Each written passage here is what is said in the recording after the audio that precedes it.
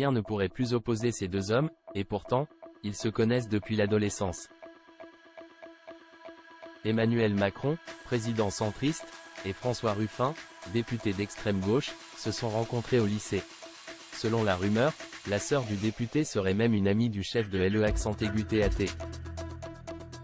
Il a tapé du poing sur la table ce dimanche 9 juin, après avoir découvert les résultats des élections européennes.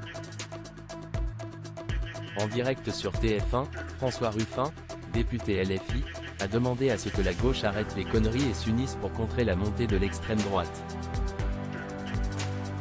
Son intervention a eu le mérite de faire réfléchir certains, puisque quelques jours plus tard, l'ensemble des partis de gauche ont annoncé la formation d'une union pour les prochaines législatives, prévues les 30 juin et 7 juillet. Face à cette nouvelle alliance, Emmanuel Macron a déclaré lors d'une conférence de presse tenue le 12 juin que Léon Blum doit se retourner dans sa tombe, dénonçant ce nouveau front populaire de gauche où le PS et LFI ont décidé de s'unir. Le président a plaidé pour un rassemblement de ceux qui auront su dire non aux extrêmes, avant ou après les législatives. En apparence, tout oppose donc ces deux hommes. L'un est président se revendiquant centriste, l'autre député affilié à l'extrême gauche. Pourtant, tous deux ont grandi à Amiens, ont fréquenté le même lycée, et Emmanuel Macron était même ami avec la sœur de François Ruffin. Oui, ils étaient dans la même classe et tous deux très bons élèves, toujours en compétition. Mais elle a choisi un chemin différent, dans l'économie sociale et solidaire. Ils ont d'ailleurs eu l'occasion de rediscuter, mais les points d'accord n'étaient pas nombreux. Avait révélé le député dans une interview accordée à Closer en 2017.